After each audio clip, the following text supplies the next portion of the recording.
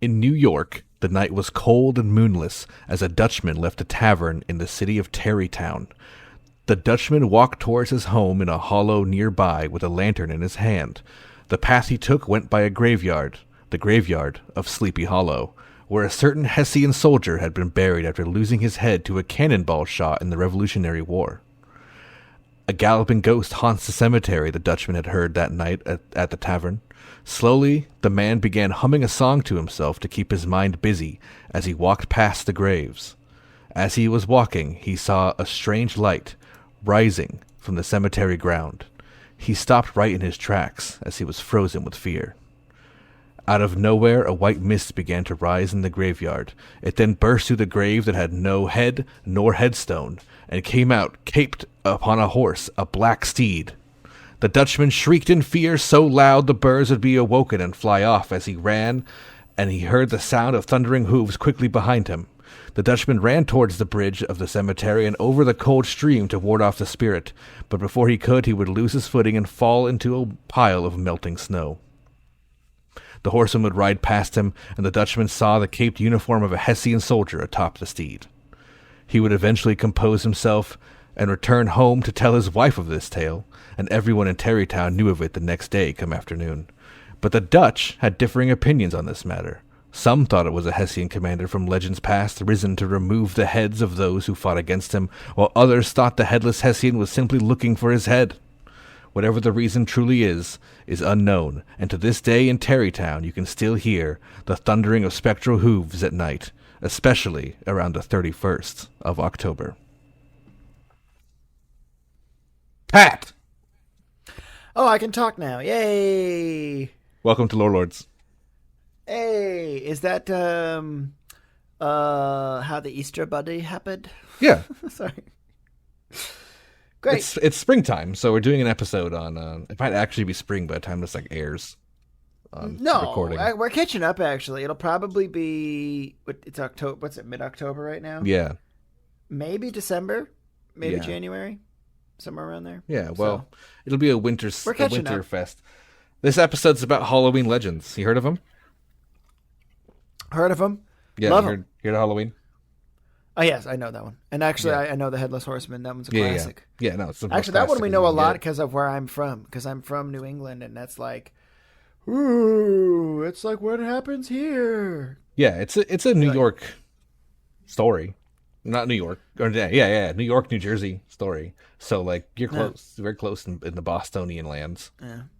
It's all small states up there, you know what I mean? Yeah. So it's the distance between, like, Boston and New York would be out here, like, going to Disneyland, you know?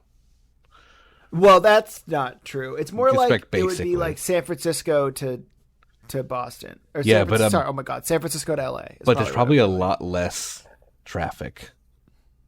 So the distance time might be the same.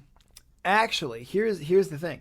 I think it's shorter distance between Boston and New York, but it's such a highly dense area. It's called the Northeast Corridor. It's one of the busiest like traffic routes in America. But because of all the traffic, it would take a long time to get there. Whereas opposed to here, I feel like you could actually get from San Francisco, like most of the drive from San Francisco to LA would actually be like open road until you get close to the cities, I imagine. Yeah. But you know. But anyway, that has nothing to do with what we're talking about. No, but now we all know. We know a little bit more flavor about the East, I guess. Yeah, I mean, this episode's mostly just about the Headless Horseman. I called it Halloween Legends because I'm going to also talk about some other stuff. But it's like 90% about the Headless Horseman. And it all connects back to the Headless Horseman anyway. That's cool, though. Yeah, I know. Yeah. He's kind of like he's a pretty important character. Yeah, he's also famously known as America's first ghost story. So it's like pretty cool. It's got some history to it. Yeah, that is really dope. Some Americana in it, you know, that we all love. And right, and we've seen interpretations, mostly like parody, but like growing up, almost like every cartoon at some point did like a Halloween episode, and the Headless Horseman was always like a part of it. So it's such like integrated into American lore. Yeah. Do you know where it started? You know where it comes from? England. No, I don't know. No. I mean, I just said New York, but New York. But no, I meant like what medium, like what the origin of it is, like where it all started. Um, That will I'm be gonna fancy. guess. Fancy. Okay, guess a year and what format this story started in. Format isn't like where it like how is this a story? I'm gonna guess 1835, and it started with word of just word of mouth. It was just like a fun story. Yeah, you're a little too far ahead, but you were close. Oh. It's 18. So it's hard to say where exactly it comes from, but I can tell you right now, it's not the movie Sleepy Hollow from the 90s with Johnny Depp. It's not where it came from. Yes. But it did come from 1820 was the book. I was close. The book Legend of Sleepy Hollow, I think it's called, by Washington Irving. 20 years. Yeah. You know? You were close, yeah. But it's probably from before that, like word of mouth wise. The story I told at the beginning is a very classic, like bedtime story version of it.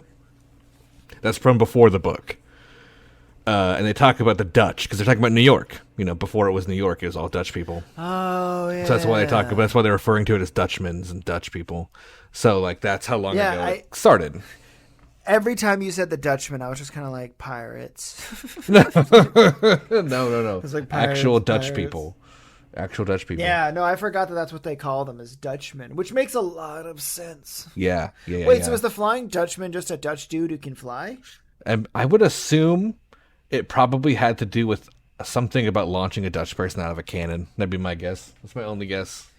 It's a Flying Dutchman, right? Or the captain was Dutch. Maybe, but it didn't fly.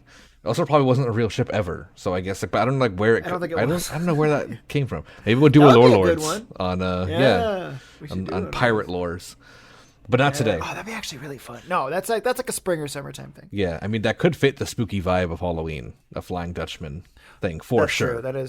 That's the spooky pirate side. Yeah, for sure. But well, today, we're getting so off topic. Today, yeah, I'm back on topic. Today is Halloween Legends, Headless Horseman, guys.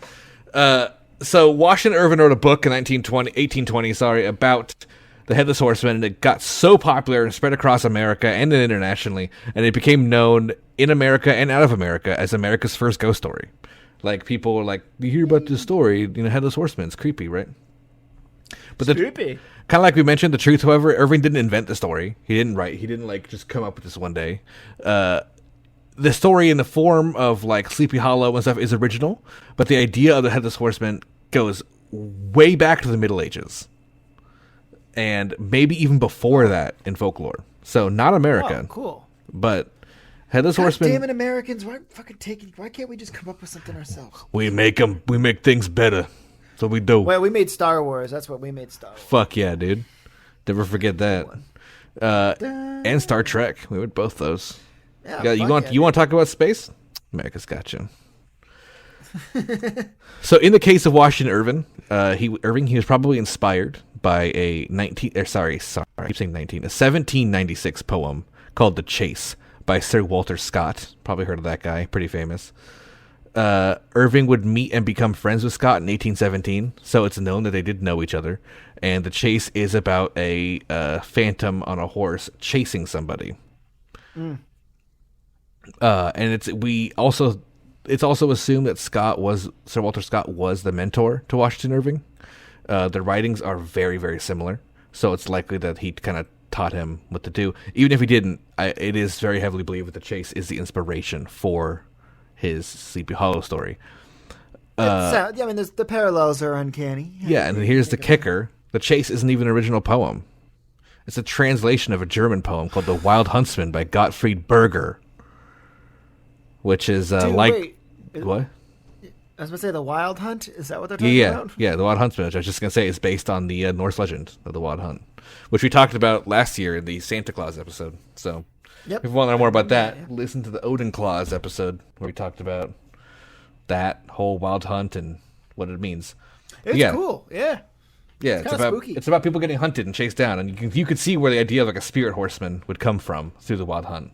So it's a translation, The Chase is, but it's a translation with creative liberties. You know, kind of like how some people translate things, but then to make things make more sense for the American audience, you had to change some of the context kind of translation. So It's kind of like that. It's hardly a translation. It's just based direct, one-to-one directly based on, but some different events changed just so there's not Odin involved.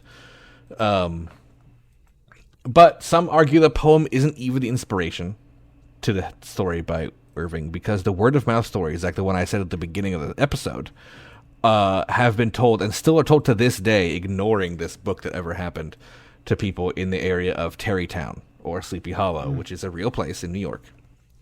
Yeah, true. So the word-of-mouth stories are believed to, in fact, be based on a true event of a Hessian mercenary who was hit in the head with a cannonball during the Battle of White Plains on or around Halloween Day. Oof, big F's. Sorry. Big F's for that dude. The battle did take place. It's a real thing, and it did take place right there on a place called the White Plains and the Whitechapel Hill, which is basically where the Church of Sleepy Hollow is today. And it did feature Hessian mercenaries who fought for the British, trying to capture the hill. If you don't know, the Hessian mercenaries were a group of 4 hired German soldiers that were infamously brutal. They would peel faces off of their kills. Jesus Christ. That was like their thing. Yeah, they were savage killers. And since Irving did grow up in Tarrytown, during his teenage years, he would be privy to the knowledge of all these local ghost stories and legends. So he would have heard this story, like, for sure. And there's a pretty high chance that some soldiers did see a Hessian's head get blown off by a cannonball, because there was a lot of Hessians and a lot of cannons flying around. So I was going to say, it's probably hard to miss just being like, that guy doesn't have a head anymore. It was Jesus Christ! And there's just pieces of face and brain all over the place. Like, it could have easily happened, you know? Cannonballs are just giant blunt objects, especially if he was on horseback. Yeah, and like, you ever see that picture of like, there's, what is it, like French armor or something that took a cannonball to the chest, and it's just like this massive Yes, the massive hole, yeah, exactly. Yeah, it's like, oh, Jesus Christ, sorry, dude, you got melted. Yeah, so if that was a dude on a horse hit in the head, it was a cannonball, the head's gone. Bye. And also, the reason why I say it's likely is people would have talked about it. Like, it would have become more like, dude, did you see that? Like, oh, yeah. So that's why this could have been a story definitely based on reality that started. And the local lore states that the battle took place on October 28th. Some sources say 29th. Some sources say 30th. Some sources say 31st. Battles weren't that fast back then. It likely was the 28th through the 31st. So battles took days a lot of times. So it likely was, that time period. Or at least they had fortifications built and taken pot shots that long. It probably was one charge. A lot of sources say on the 28th, and then the rest of it was cleanups and little tiny bursts of fighting. But on the 28th, likely on 1776, was the Battle of White Plains, which is very close to Halloween. Wait, 1776? Yeah. You mind that? That's the most important year of all time. Why? What happened that year? America. Yes. As this is an American Revolutionary War battle, so that is why. The story says that people saw Hessian soldiers dragging away a Hessian off of his horse who had his head blown off by a cannonball, and his comrades would drag him away without the head because it was strewn across the battlefield in so many pieces there was no point in trying to collect it all. Well, I'd hope you guys would try to pick up all my pieces. Depends, dude. What if it's like little tiny bits, like literally like I can hold between two fingers sizes? Yeah, they were your bits.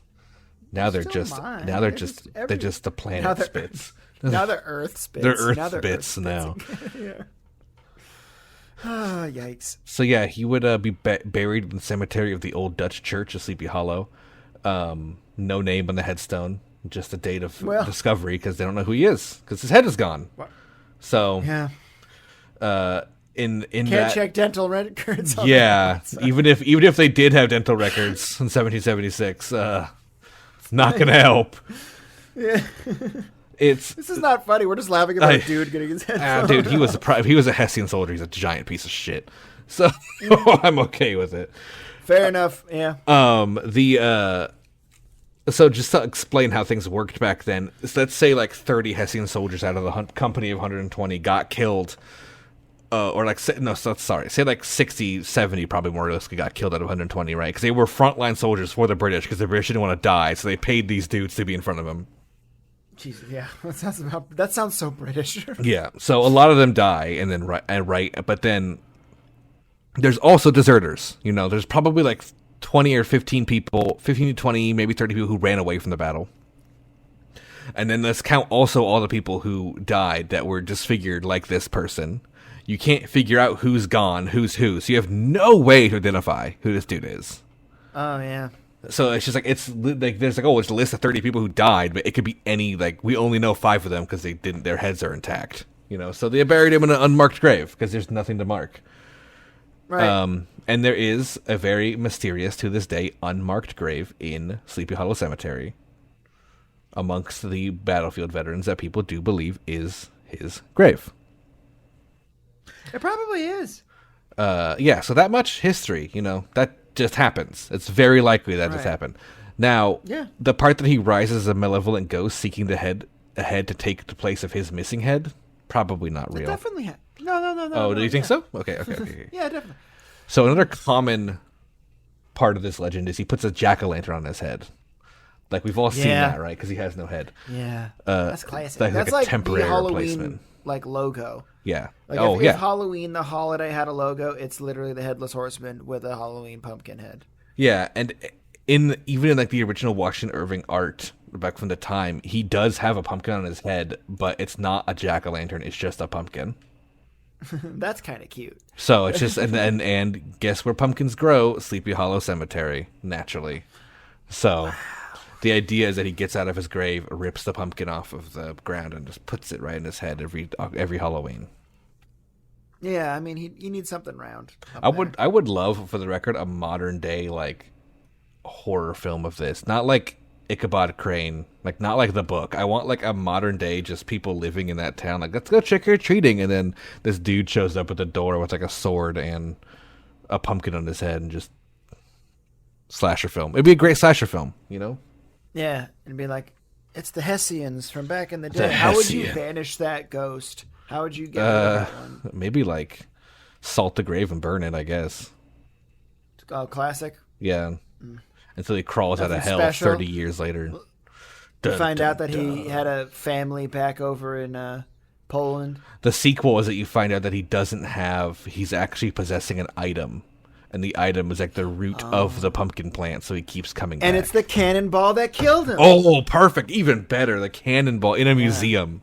So in the sequel, the kids have to go to the museum and salt the cannonball and burn it. Which doesn't work because it's a cannonball. You can't burn a cannonball. So they're like, oh, we burned salt on it and he disappeared because it like weakened him. Then the next one, they have to figure out to like, it goes on and over. Anyway, regardless of where the story comes from, it is known as America's first ghost story. But if we decide to go deeper into the legend, where will it take us before America, Pat? Poland. Ireland, but before Ireland, we're gonna it's always Ireland. But before that, we're actually gonna go. We're gonna go Central Europe. The Middle Ages. There's actually many stories of headless horsemen, and for one reason or another, they have different names. They have different origins. But we're gonna look at Germany first, and we're gonna see stories from the Rhineland of ghosts with no head rising on top of black hellish horses, aka nightmares. And these are revenants who are not allowed to be peaceful in the afterlife until they atone for their sins. Wait, okay. Wait, what does not allowed to be peaceful mean? Like they're supposed to cause problems and kill people? Correct. They have to atone from their sins by killing guilty people who got away from the law.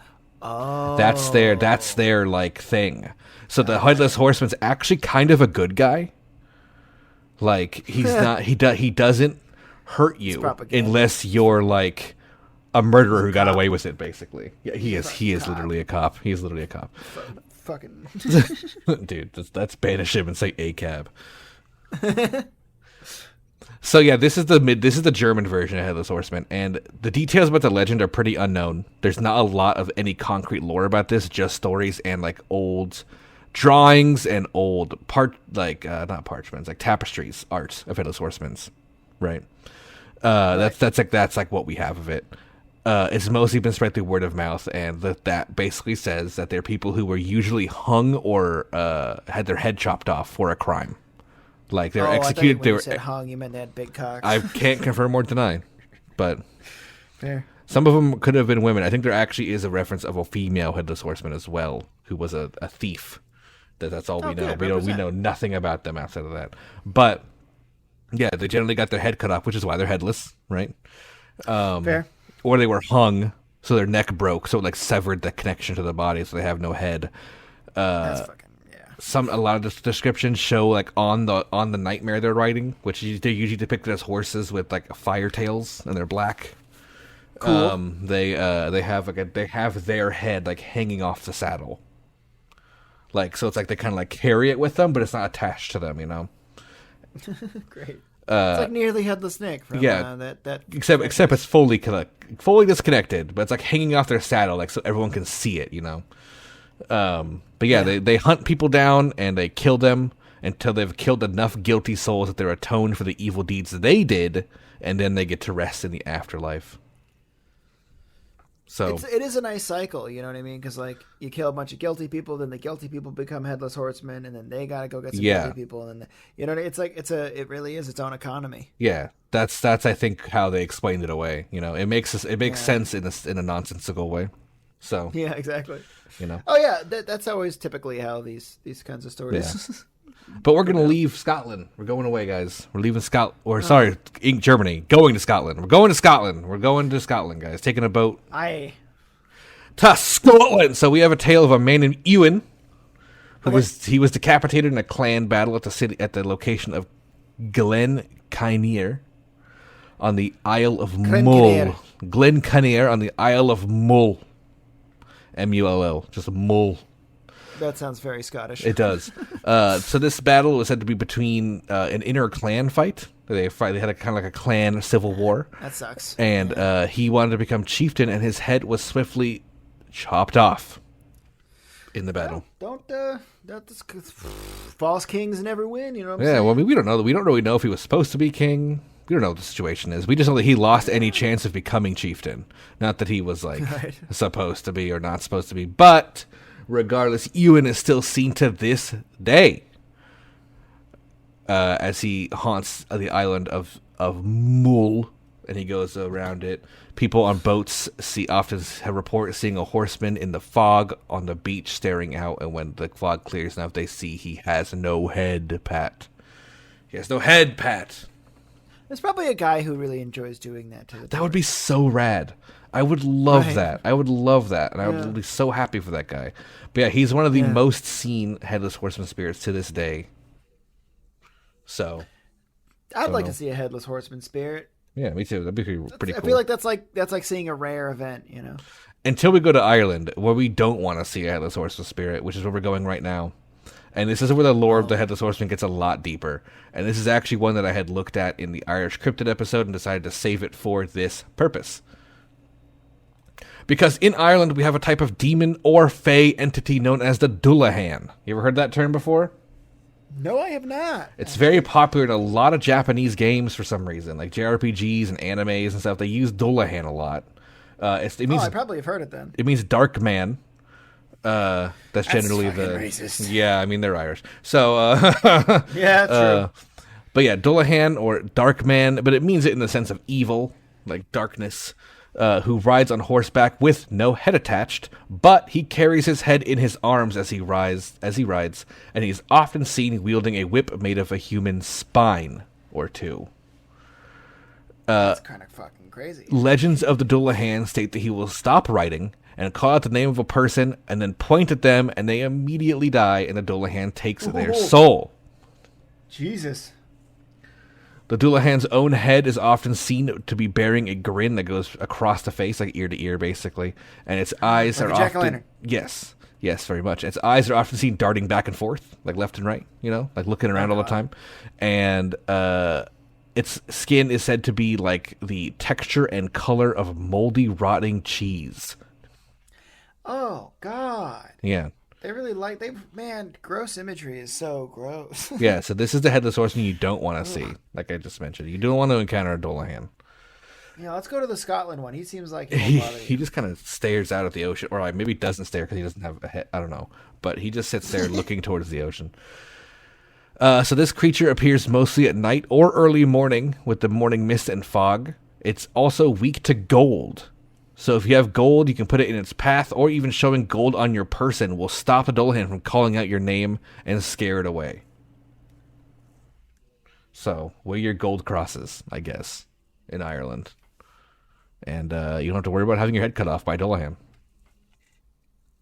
He has a sister spirit, brother spirit too. There's another one. And this other one is called the Coist Bodhar, or, as it translates, to Death Coach. So now, instead of just being a horse with a headless rider, this is an entire coach being led by a headless horseman. I think I've seen art of this.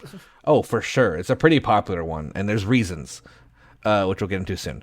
The legend states that the sight of, or even hearing the wheels of a death coach is enough to mark you for death. So I guess if you just hear a coach in Ireland, you're fucked. Some legend states that it's not your death, but someone close to you. Similar to a banshee, but instead of warning it's on its way to claim the soul, warning the soul's going to die, it's already on the way. Like, it's like, I'm coming to kill him. So it's not like giving you a warning sign like a cool banshee would, you know? This is just like, I'm going to get you, bitch, and riding down the hill as fast as he could.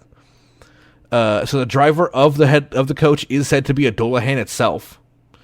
And they will point to and say the name of a person to claim their soul, just like the Dullahan. And death coaches are actually not unique to Ireland. They are prevalent in Scotland. And just like our boy Ewan from before, Scotland has the most seen death coach to this day. It is one of the highest seen ghost sightings in the world. And this is the death coach of the Royal Mile in Edinburgh. So, if you go to Scotland and you see a coach at night going through the fog or morning going through the fog, it's probably collecting the souls of the dead, and you should stay out of its way. Well, if you see it, aren't you fucked? So No, because it says it's supposed to be someone else. But apparently, this one's job is to collect the souls of the people who are already dead. So it goes through. It rides through the Royal Mile, which is like the main street of Edinburgh, right? And it collects. Right. You know, that's on top like those big catacombs. That city. Like those famous Edinburgh catacombs. Oh yeah. So it's said that it's like reaping the souls from the earth there, as it passes through. It's just a cool lore. That's Yeah. really dope, actually. When they include the landscape in the lore, it's always cool. Yeah, so it's a very cool dude. He's very heavily cited, extremely highly cited ghost. I think they also do it on Halloween. They do he shows up, they do like a big parade, and he's like leading it, kind of thing, you know.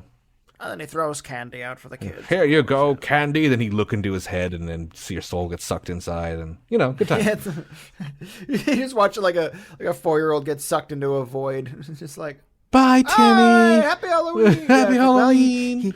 He got chosen. We told him not to look, and he looked. So what are we gonna do?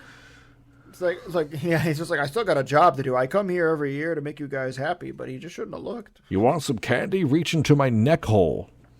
Come on, kids. Take a reach. It's like a purple vortex of light coming from inside of him. Come on, reach in. He sounds very pleasant. Both Dullahans and death coaches are seen as spirits or creatures with evil in them, which matches up to the American Headless Horseman being a malevolent spirit. So these are it's often compared to a banshee, like I mentioned before, but instead, we talked about before, with the banshee, they're usually actually guarding a family and warning others. Whereas the Headless Horsemen seem to be straight up murderers, or at least kind of soul takers akin to like a Reaper style of spirit. Right, yeah.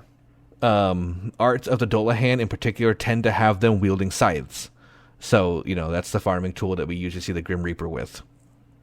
So they're often compared to that kind of way, the harvesting of the dead. But yeah, they're very malevolent ghosts. These are not good banshees here, because we talked about the banshee episode, it will shriek. Right. You'll be like, oh, someone's gonna die, so I didn't go out tonight and get into that car accident, and then there was nowhere banshee ever heard again, kind of thing. You know what I mean? Right. It's not like that. This guy's just like, you hear the horseman, it's like he's gonna come cut your head off. So he's gonna break down your door and come kill you. So good luck. Yeah, get your gold out, I guess. That's what they're weak to. Death coaches too, weak to gold. Yeah. So you know who's got a lot of gold right now? Who? China. Ooh, no stories of headless horsemen in China. That might not be true. There probably is. I was gonna say there definitely is. Too big. Country's too big. There's even rumors when I was looking up the story of the Scottish one that there is gold, like bags of gold on the street corners buried underneath the corners of the Royal Mile to keep him away. Well, you know where we're gonna go next? Yeah. So I looked. There was a bunch of people looking for it. No one's ever found it. That's like a legend from like the medieval ages that they buried gold there. It's because you have to TNT the actual wall. Yeah, you have to use explosives or nothing. Uh-huh. But what if we went back to America for a story about a headless horseman that isn't from New York and isn't in Sleepy Hollow, Pat? And what if this headless horseman is still seen today by many people, with the last reported sighting in 2020? Well, then I don't wanna. Too bad. I'm taking you in, Pat. We're going. Okay. We're going to 1800s Texas. Oh, Texas! Oh, well, Yeah. Welcome to fucking Texas. So in Texas in the 1800s sometime, I'm pretty sure it's early 1800s, maybe later 1800s. I honestly don't know. There's a lifespan of people from like the 1830s, like the 1860s that this could take place in. Sometime during that time, a Mexican bandit by the name of Vidal would commit the crime of horse rustling, basically just stealing horses. A crime he had done already that had his head on a wanted poster. And he did it again. Right, so he already was. Why would you wanted, do that? And then he Come did it on, what again. an idiot. Did you get away with it once? You try again, right? That's what people do. Ugh. So, unfortunately, when he did this raid, he targeted a horse that belonged to one Creed Taylor, and unfortunately for Vidal, Taylor was a Texas Ranger, and Taylor did not take lightly to the news of having his horses stolen. Well. I bet. So if you don't know much about the Wild West, Texas Rangers were infamously dangerous and rough lawmen, which I typed in the script in quotations, because they hardly followed laws, but they were immune to the law. So Yeah. They were basically glorified bounty hunters who would often exceed their jurisdiction by going into other states or even Mexico to get their people and just physically dragging them back into the border. Alive or dead. During this time, the border was under much debate as well. And there was a massive issue between the USA and Mexico as to whether neither could agree on where the border actually could be, right? So, like, what this caused was an area known as No Man's Land, which is still kind of around today. There's a couple of towns on the border in the desert that are just kind of like either abandoned ghost towns or like very, very low populated, and they started at this time period. And they basically were found, the No Man's Land cities or towns were founded because they were just run by outlaws. So they were like outlaw camps and towns, and no law was able to be punished or, enforced in No Man's Land for either country because they couldn't determine the border. Right. It's like international waters, but on the border of Texas and Mexico. Wild West. Oh, 100%. 100%. Yeah. So, as you might imagine, haven for all kind of bad people, that No Man's Land. Oh yeah, I bet. And this would be where Vidal would hang out with his gang of horse rustlers. And Rangers saw their job as one to stem the tide of crime. And since No Man's Land was full of vicious murderers and a few settlements, if like any at all, like I kind of mentioned, they had basically free roam to do whatever they wanted in the name of quote unquote justice. And they had a reputation for being ruthless and to often leave a trail of bodies, pretty much in a mission to bring back one person. They'd end up killing like 20 people. You know what I mean? Like just to get to their target. Like that's the kind of people they were. There was no such thing as collateral damage to a ranger. They're good guys. Yeah, the keeping America safe, Walker, Texas Ranger. So when Taylor found out that a wanted bandit had stolen one of his horses, he immediately got a posse together to track Vidal and his gang of bandits. And in this posse would be a group of 3 men, including himself. He would have a rancher who owned a ranch that had a horse stolen from Vidal's gang as well, named Flores, and another ranger named another ranger named William Alexander Anderson Wallace, or W.A.A. Wallace, or as his ranger name was, Bigfoot, because of him being almost 7 feet tall. I should have put Esquire at the end of his name. Bigfoot Esquire. So Not there's the Bigfoot part. Not no, that one. definitely the Bigfoot part. So there's a picture of him, which is funny because it says on like in the museum, the Ranger Museum, there's a picture of this guy, and it says it's like lists his name as just Bigfoot. Oh, that's sad. He's holding a buffalo rifle, and he's taller than it by a lot. Jesus So it's like he's big. He was a huge fucking dude. So Vidal timed his next attack on a ranch to coincide with a Comanche raid as a decoy, so that the ranch workers would be busy defending the area to watch too busy defending the area to watch their horses. Unfortunately for Vidal, he had no idea that right behind him on his trail was the group of rangers, and they were able to track the bandits to their camp and wait until nightfall, where they ambushed them as they slept. Brutal, but effective. So, as you might imagine, the group of bandits was, it said it says 6 to 8 people. We don't know which one it was, but they were all killed in their sleep by the 3 rangers. Good damn. Vidal was left alive at first. And had a special example made of him as he was decapitated, and his body was put on a horse, tied down, and left to roam free, where others would eventually see the headless body tied to a horse in the wild. And this is the beginning of the legend of El Muerto, the Headless Horseman of Texas. Damn. So That's actually like super fucking brutal. Super fucking brutal. Keep in mind this is the desert too, so leaving a body on top of a horse, pretty fucked. So the horse and rider without a head would be seen for years, riding throughout the deserts, and lived as an omen of ill fate to those who saw it. It's also said that in history that the horse with the body tied to it was killed and unceremoniously buried because they found the horse and it was like starving to death because it was, walking around with a body on its back that was rotting. Right. And the body was seen with like horrible sun damage and like, being like rotted and being covered in birds and stuff, and the horse was too weighed down to survive properly. So it said they shot the horse in the head and then buried both in an unmarked grave. Yeah, that poor horse is really the true victim here. Honestly, yes, it's just a horse they had. Like that probably was stolen too, so it's just double fucked up. So he became known as a thing that if you saw the Headless Horseman in Texas, it was like a omen of ill fate. Throughout the rest of the 1800s, he was seen fairly often. It's even said that he would chase down trains, seemingly trying to either rob them or attack them. And it said that he's seen often with a pistol on his side, and he always aims it but never fires it. Oh. In 1917, a couple on their way to San Diego, leaving Texas, would encounter El Muerto, and he would chase them, screaming, "It's mine! It is all mine!" from his horse, despite having no head. Okay. In that report, that was reported by the driver and the wealthy couple who was moving to San Diego in the back, all reported this incident the same way, and they said that the Headless Horseman would pulled a pistol and fired at them multiple times, but no firing happened, just like the lever action was pulled, like the lever with the hammer was coming down and he was pulling the trigger, but nothing was coming out. Right. Maybe it probably was a crazy person fucking with him, or a ghost with a ghost pistol but didn't have ghost bullets because that can't work, right? Ghost bullets can fire, but they don't kill people because they just go through you. So. Yeah, because maybe that's what was happening. You couldn't hear it because it was ectoplasmic rounds. But why would you hear him yelling if you couldn't hear the gun firing?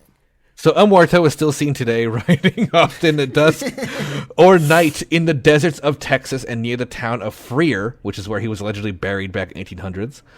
All people named and events of the raids and horse theft are true. There's factual evidence to back them up. There's even the mass grave site discovered of the bandits killed by the Rangers. It also is true that the horse with the headless body of Vidal was captured by ranchers at some point and killed and put into an unmarked grave. The sightings, however, of course, we can't confirm them, but there is stories of El Muerto, including pamphlets and artist renditions dating all the way back to 1865. He's seen often as a black horse with a man riding on the back of it with no head, of course, and he has a poncho on. It's a Mexican bandit from the 1800s. It's pretty much exactly what you would expect. He has a very like a hand woven poncho with the standard kind of design of the time on it. Sure. The sightings are also so frequent that the area where he's often seen has actually been renamed from Weathers Hill to Headless Horseman Hill. Cool. So whoever Weathers was got fucked and lost his hill for a ghost story, which is kind of rad. I love the idea that there's a Headless Horseman Hill in Texas. Yeah. I would love to go there with some ghost hunting equipment and try to find it all. How old are you? Anyway, so the jack-o'-lantern, right? That was what Headless Horseman puts on his head. We talked about this earlier. Yes. This is the one we're going to talk about for the rest of this. Right into the Headless Horseman. Like, what is a jack-o'-lantern? Where do they come from? Right. Because I had heard some things about it. Like, I have a little pre-knowledge of where this comes from. Because I don't know, have you seen the carved turnips? Yeah. They look horrific, right? Like those things. Right. Not as good. Weirdly, like, maybe not even where they come from. Like, there's a lot of ifs or ands about where jack-o'-lantern tradition comes from. There's no solid answer out there. There's so many gaps in the history of this tradition that just doesn't make sense. But we're going to try to figure it out as best I can with what I did today, or on this last week, learning about this. Why would you carve a pumpkin with an evil face and light it with a candle? Because it looks cool. It looks cool, but, you know, nothing starts off because it looks cool. There's got to be a purpose behind everything, right? Oh, I don't know about that. Gnomes were put in plenty of people's things. gnomes were put in people's lawns because they wanted bigger penises, not because they looked cool. You know, there was a reason. They don't. Yeah, but they don't look cool. They never looked cool. Jack-o'-lanterns look cool. I mean, that's an opinion. So the jack-o'-lantern is one of You the don't think they biggest look- worldwide. No, I was talking about the gnome thing mostly. Oh. Yeah, one of the biggest traditions of Halloween. We've all seen them. We all know what they are. Every country does jack-o'-lanterns nowadays. They do it in China. They do it in Japan. They do it in Korea. They do it in Mexico, America, Germany. That's right. They do it in Morocco. They do it everywhere. Even the Russians have jack-o'-lanterns. I looked up countries that use jack-o'-lanterns. It listed every single country except North Korea. Wow. So, North Korea, and I think come that's on, only guys. because They it gotta couldn't open up their doors. I think that's only because it couldn't be verified too. You know, like they probably do anyway. You know. At least Kim Jong-un does. You know Yeah, he does. so it's just like everyone does it. So it's a very common thing. Yeah. And I feel like its weird, vague history is why. There's not a lot to tie people down. It's like it is a cultural icon. It's like a modern culture icon. You know what I mean? Agreed, yeah. Because most of us have sat down, opened up a pumpkin, take its guts out, put a candle inside it for Halloween night. Like we've done it, right? Yeah. So while looking into the history, we're going to go first to Ireland and Scotland. The two countries that we always end up going back to. Two countries that also share very common roots with each other. And people have carved vegetables since ancient history. Babylonians did it. Yeah. The Greeks did it, you know, for whatever reasons. I did it in elementary school. For what purpose? To make a jack-o'-lantern or something different? It was just a different thing. We were told to bring in a bunch of vegetables and make art with them. And we kept them in the hallway for about a week, and by Friday, the hallway smelled like shit. Yeah, I could imagine. Just roaches really everywhere funny, crawling around. And I want to know the parent-teacher meeting that was just kind of like, we're going to get everybody to bring in vegetables, and they're going to make stuff with them, and we're going to display them out in the hallway. It's like, when are we going to get rid of them? Anyway. Yeah, I mean, it's a cool art project. I get it. It was. I actually really had a lot of fun with it. But should have just lacquered them, and they wouldn't have gone bad. I don't think anybody thought of that at the time. So yeah, back 19th century Ireland is kind of what we kind of have as a specific origin of the jack-o'-lantern that we kind of talked about already, like the turnips. And this is again 19th century Ireland, like that's pretty recent. So like that's the 1800s. Pumpkins were not common in Ireland if they were there at all. That's an American thing. So, but I'm sure some immigrants had brought pumpkins over, but turnips would be used instead as the vegetable of choice, and they would be much more painstakingly carved out and hollowed. Because I don't know if you've opened a turnip before, but it's not like a pumpkin. It's a solid through and through, just like a rock of a vegetable. So yes, it is. Not an easy thing to hollow out, and a lot of them didn't hollow them out back then. They just carved the face in it. There was no candle inside. That's why Peach throws them out of her cooter. Yeah, at you, exactly. They're like softballs, and they could knock you out. These are very heavy, like thick, meaty vegetables. And it'd be much more painstaking to carve out or hollow. So, Yeah. A lot of them didn't make it into lanterns, but some people did. I guess that also probably depended on the shape. You can do it easier with certain kinds. There's a bunch of different variants. Can you imagine the toxic masculinity that went around that? Oh, gosh. Kind of like, I hollowed mine out. I hollowed mine out. Oh, you got a pumpkin there? That's cool, I guess. I hollowed out a turnip. Yeah, I got a turnip. No, I guess you're not a real man. I'm gonna see if you're. I'm gonna cuck you. Had to use my extra sharp knife. I had to use my grandfather's great sword. Yeah, not a big deal. That's pretty cool.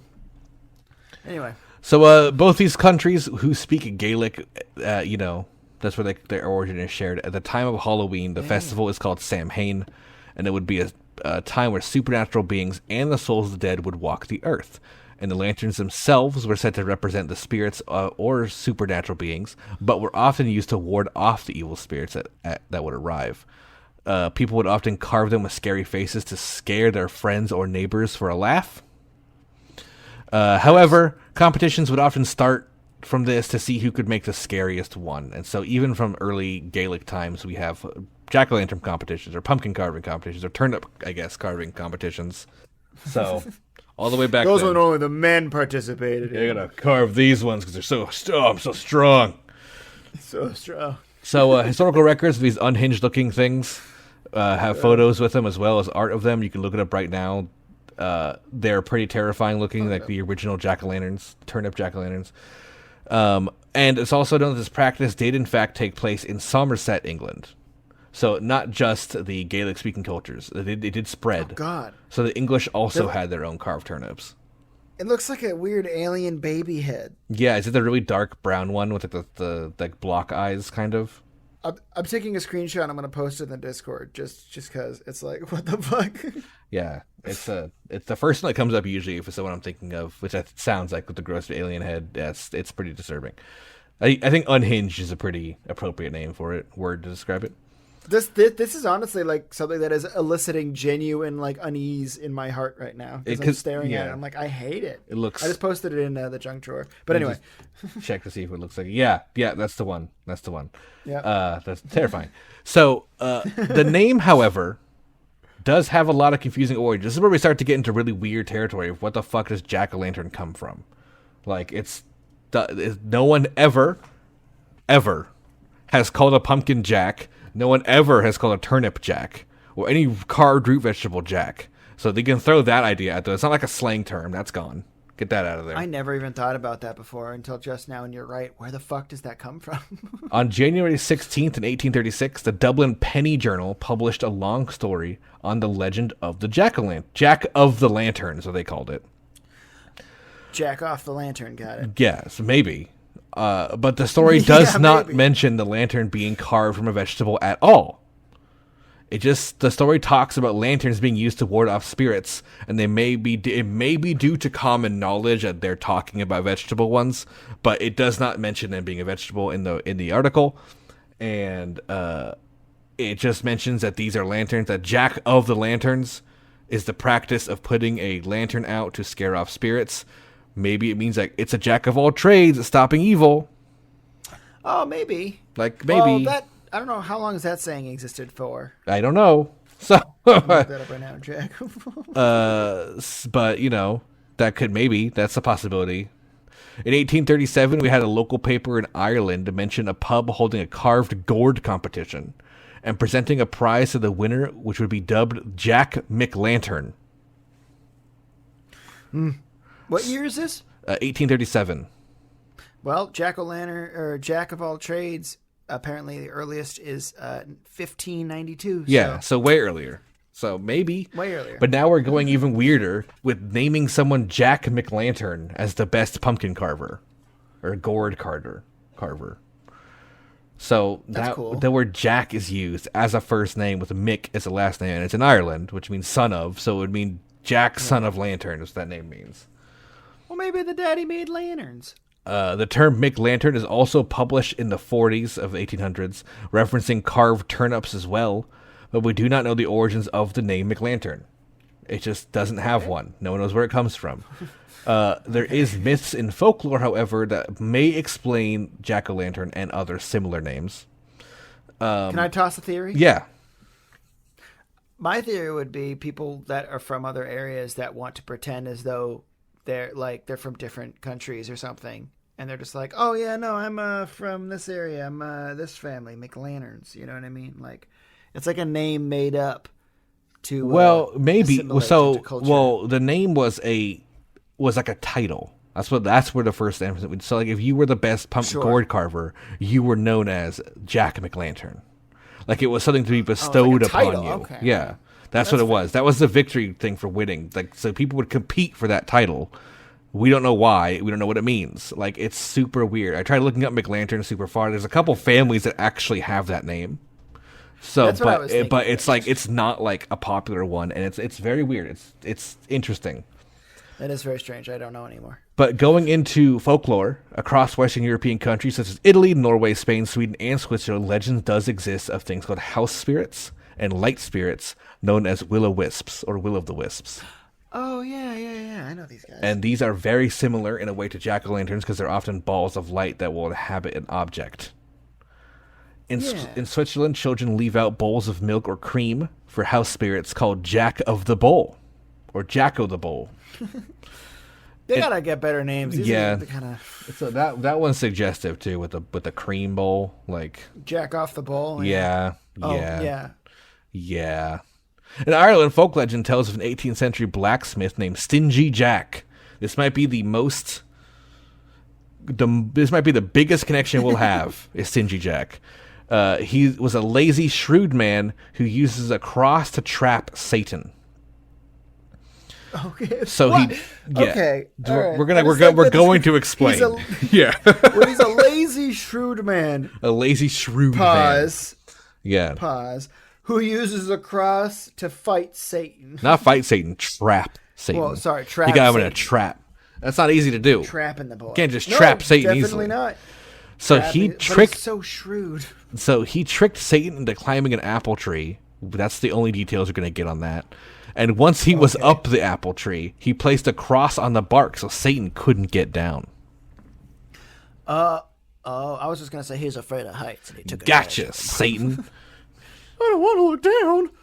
So another version, which is the the more popular version that we can go through, has a bit more detail. Yes. Jack was getting chased by villagers because he had stolen something from them, and he was confronted with Satan, who found him on the road, I guess, who claimed it was time for him to die. However, Jack stalled by tempting Satan with the chance to trick the entire village of good Christians and maybe take some of their souls instead. Not a bad play. He told Satan if he turned into a coin, he could use the coin, which was Satan, to pay for the stolen goods, and then you would be put in the pocket of these villagers and brought back to their town and have power over them because they want you because you're like a magic coin, right? And Satan's like, that's a fucking dope idea, dude. Let's do it.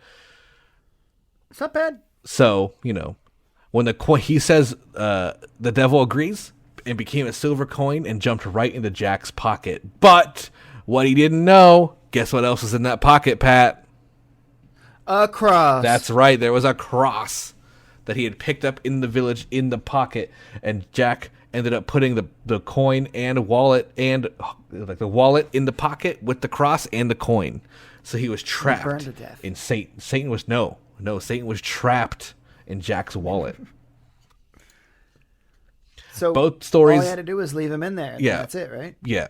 So I mean, those are two versions of the same story, and they both lead to the same place, which is where he agrees to let Satan go only after he agrees to never take his soul.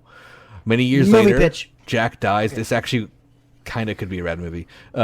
Many years later, Jack dies, and his life, he was mortal, so he died, but Satan couldn't take his soul. So his life had been very full of sin, He was like, I can't go to hell, Satan can't take my soul, so he just stole stuff. He, did whatever he wanted to do. But that meant he wasn't allowed to go into heaven. Ooh, rough limbo, baby. So Satan couldn't take his soul, and he was barred entry to hell, and he was barred entry to heaven. So Jack didn't know what to do. He said, Satan, what the fuck do I do? And he said, well, you got to wander life forever. And he's like, how am I going to see at night if I don't have a light? Like, it's the middle of the night. Like, what am I going to do? And Satan laughed at him mockingly and said, here, take this, and threw a burning coal at him. So what Jack did with his burning coal is he carved out a turnip and placed the coal inside the turnip, making a lantern, and he would then wander the land for all eternity looking for a place to rest, known as Jack of the Lantern. I actually love that story, to be honest. I think it's very fun. It's a great story. They even made a platforming game out of it. Oh, really? Yeah. Dude, no, here's my movie pitch, though. So that whole sequence that you just described is the first 5 minutes of a movie. But the movie leaves, so after he dies or whatever, but the movie leaves off that the coin, he never actually let Satan go, even though he got barred from hell.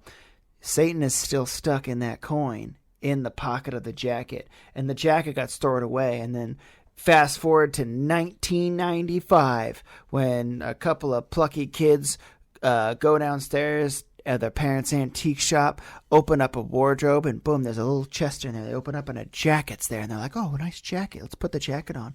And a cross and a coin fall out. One kid takes the cross. The other kid takes the coin.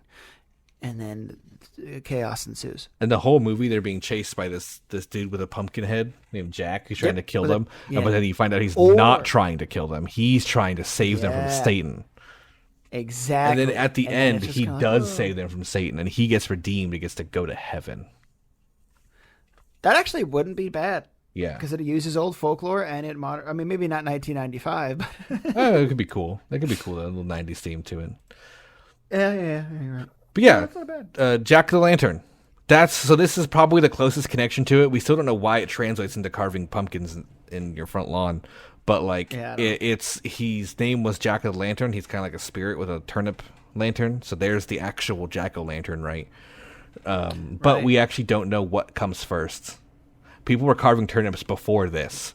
So it seems like this almost was a story about that, and then maybe the name Jack-o'-lantern caught on after.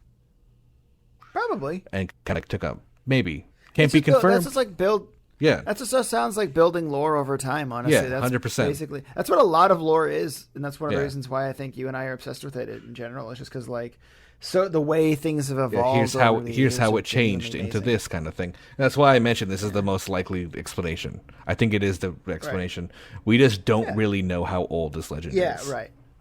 So that's the biggest. Again, stories of like headless people or like ghost headless people are probably pretty prominent throughout human history, even going as far back as like, you know, living in like ancient Greece. Yeah, because seeing riding horses, seeing a person with no head would be terrifying. So regardless of what culture, so it makes sense to be a feature of a thing. Absolutely. So also, we're going to go back to the Legend of Sleeping Hollow, the story we talked about earlier by Washington Irving, which describes the horseman as putting a pumpkin on his head, but it doesn't say it's a jack-o'-lantern, kind of like I mentioned before. And due to the fact that pumpkins are an American, thing, they're East Coast America is where they're from. They didn't have them in the British Isles, and they never made jack-o'-lanterns with them in the British Isles. Stingy Jack never had a pumpkin on his head because he didn't have a pumpkin to grab. It's likely that Irving just used the pumpkin because they grow naturally, like I mentioned. That's likely why he did it. Yeah. Like, it's a vegetable. It's kind of head-shaped, like, or head-sized. And it's something that Americans specifically can grasp onto. Yeah. And I think the size of it to fit on top of a head works easy, just like plop. It's better than a turnip. Imagine a turnip on someone's shoulders. It's kind of funny looking. It's like it's very tiny at that point. Yeah. So, yeah, exactly. In 1834, the first American mention of the jack-o'-lantern is in the Oxford English Dictionary published that year, and the written use of the term involves pumpkins being carved into lanterns. That's all it says. Oh, well, all right. And we also have an 1850 poem by John Greenleaf Whittier of Massachusetts called "The Pumpkin." So this is 1850, and it says, I probably know this. Well, I'm going to read the little bit of it that has the pumpkin in it. It says, "Oh, fruit loved of boyhood, the old days recalling, when wood grapes were purpling and the brown nuts were falling, when wild ugly faces we carved in its skin, glaring out through the dark with candle within." Okay, no, I don't know it, and so, honestly, it's a terrible poem. That's a snippet from the poem, but that's in 1850. That's a reference directly, ugly faces carved in skin, glaring out through the dark with candle within. That's a jack-o'-lantern. The ending was fine. That's fine, yeah. But the beginning of it was garbage. Oh, fruit loved of boyhood. Yeah, that's just, I'm like, pardon me, sir? I don't want to talk about your boyhood. Thank you. Oh, my boyhood fruit. No, no, no, no. No, Oh, no, no, Patrick. no. No, not the boyhood fruit. Please, no boyhood fruit. So in Canada in the 1800s, we also have the tradition appeared in 1866 in the Daily News from Kingston, Ontario. The newspaper states, the old-time custom of keeping up Halloween was not forgotten last night by youngsters of the city. They had their maskings and merry-makings and perambulated the streets after dark in a way which was no doubt amusing to themselves. There was a great sacrifice of pumpkins from which to make transparent heads and face, lighted up by the unfailing 2 inches of tallow candle. Yeah. So, there you go. Jack-o'-lanterns. 1800s. Full of jack-o'-lanterns. It just shows up. Dude, I do love a good jack-o'-lantern. Oh, man, I forgot to buy a pumpkin, actually. I can't believe it's already the 20th of October. Jesus Christ. So, oh, never mind. I'm going to tell a story after. I just got my brain just realized it's October 20th. I could bring you a pumpkin. And, yeah. Oh my God. No. Yeah. Continue. I'm sorry. I just had like a we could bring guys. Brain we're going to announce a GoFundMe for Pat's pumpkin for Halloween this year.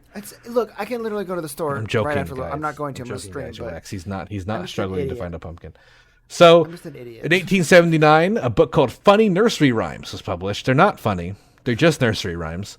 I think they mean funny in a this is amusing, yes, kind of way, not like a right, you know. Yeah, right. The book tells of one poem that is meant to stop children from becoming similar to the untrustworthy character listed as Master Jack-o'-lantern, described as a wicked and deceiving boy who dances, jumps, and gambles as a light through the night. Once again, this rather irritatingly brings us back to this character we don't have a clear history or understanding of. We're now back to the McLantern and the Jack stuff. So now what this is saying, there's some American foreknowledge that we should know in 1879 of a character named Master Jack-o'-lantern who is just a fireball, apparently. A literal fireball who moves through the night. So, again, we're kind of irritatingly we were like making such good progress.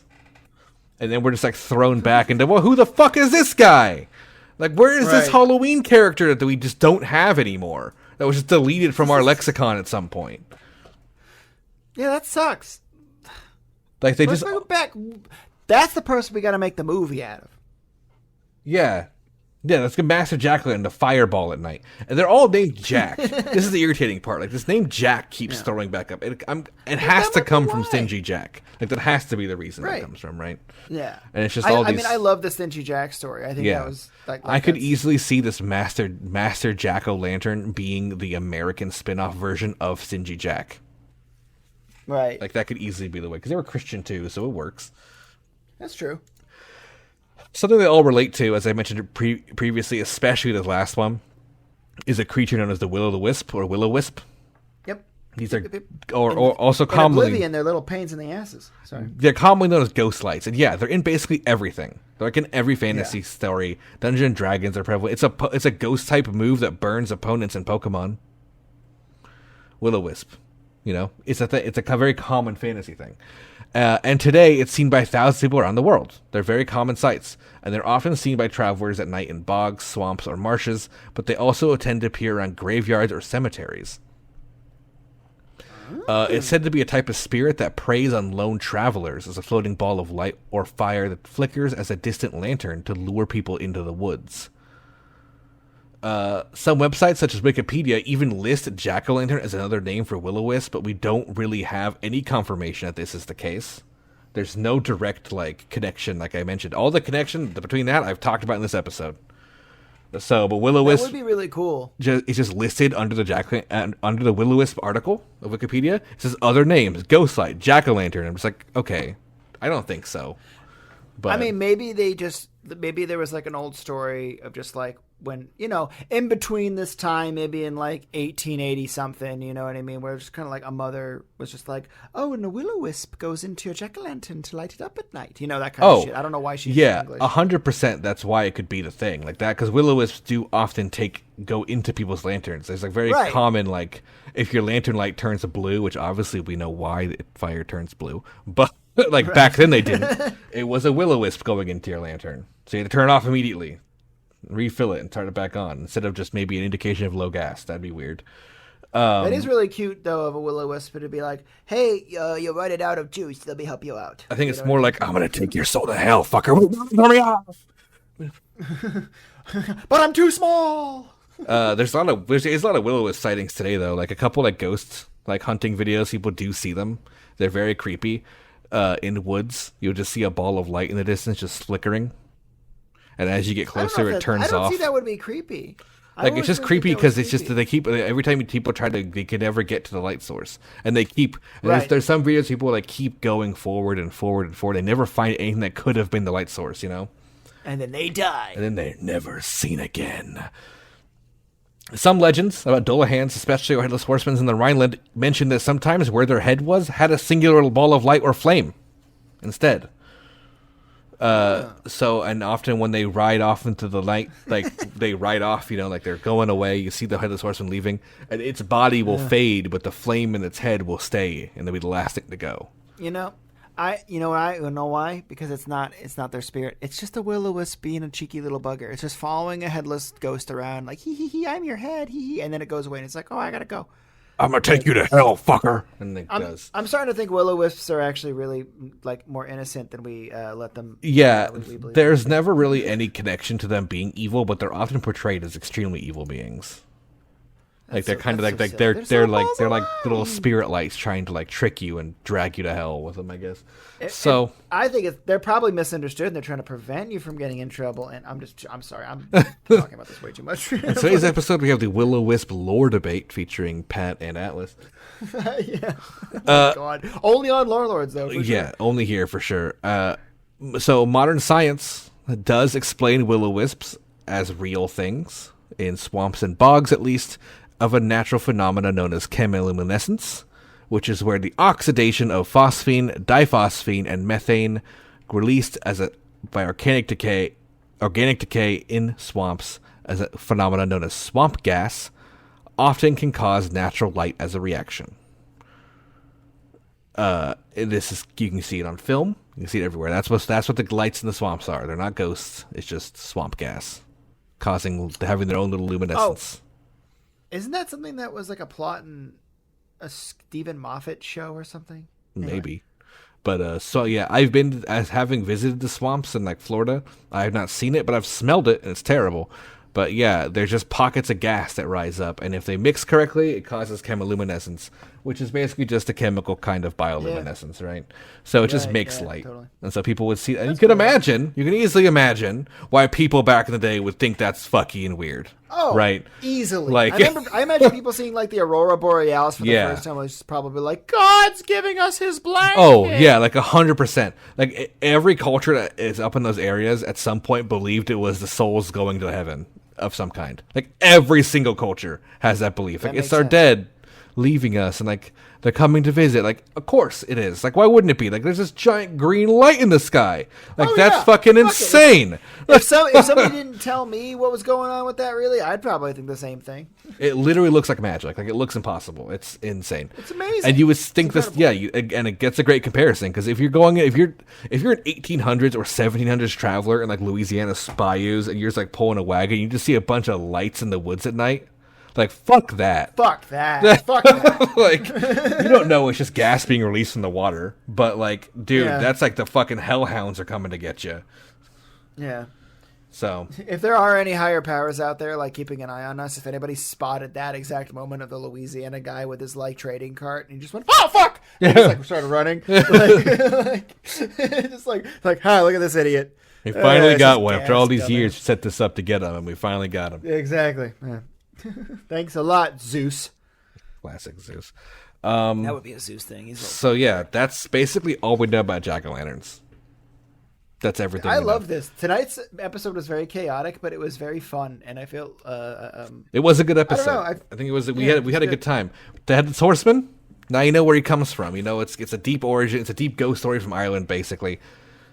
Sometimes they put pumpkins on their heads. There's a lot of theory in both these things. So I came upon the idea. I'm like, I'm gonna do the Halloween Legends because next week's we're gonna do the history of Halloween, and that's about all I got for now to say. We might have some other surprises next week, but history of Halloween. So I'm like, what can I do besides that? Like for the Halloween month, right? And I thought, let's do legends. So I looked up a bunch of Halloween traditions and stuff, and I was looking at jack-o'-lanterns. They all had different reasons, and I was like, oh, this is weird, and no one can agree on something. So I kept looking into different like things and figured out, because it's just a bunch of weird jarbled history with no one decided to like. We really seem to have a Halloween character that is a mixture of this Stingy Jack character and the Headless Horseman that was in the 1800s, probably inspired by, Stingy Jack and the book Legends of Sleepy Hollow, and we've just lost it. Somewhere along the line, that got taken out of the culture, and we just don't know what it is. And we know... Pre-computers, and like I imagine we probably have lost a lot of stuff that could have been amazing today. Pre-computers, pre-World Wars... and pre-Great Depression, Wars. A lot of things happened that people didn't care about folklore as much. Yeah, you're right. I mean, you could honestly say that the last 120 years have been the most world-changing and even shattering in some 100% experiences. 100%. I don't even think you can argue that. Right. I think 100% that's the case. And why do we have to be the ones living through the biggest transitional period in human history? Kind of rad, though. I mean, oh God, why do I have to do it poor? Anyway. But yeah, it was a fun episode to kind of look into folklore, especially Americana folklore that kind of doesn't have a clear answer. Like it's just kind of like, I love it. Something got lost along the way. There's some translation issues. We can all come to the conclusion that obviously it's Stingy Jack, but we don't actually know for sure. I love the Stingy Jack though, and again, I want to write that movie about those kids finding the jacket with the coin and the cross in it. Yeah, and no one's confident enough to say Stingy Jack is the jack-o'-lantern inspiration. No one's like, yeah, it's that. Which just goes to show you there's too much doubt. Do you feel confident enough? I feel like it probably should do more is. Research. I think it's about an 80% chance that it is. But that'll get us in newspapers, you know that? We'll get famous now because you're taking a stance. You know what? Honestly, let's do it. Let's go be famous. It's the Stingy Jack. Stingy Jack, Pumpkin King. Let us into fame. All right, guys, that's it for Lore Lords today. This was episode 51, Legends of Halloween. Thank you so much for listening. Good night.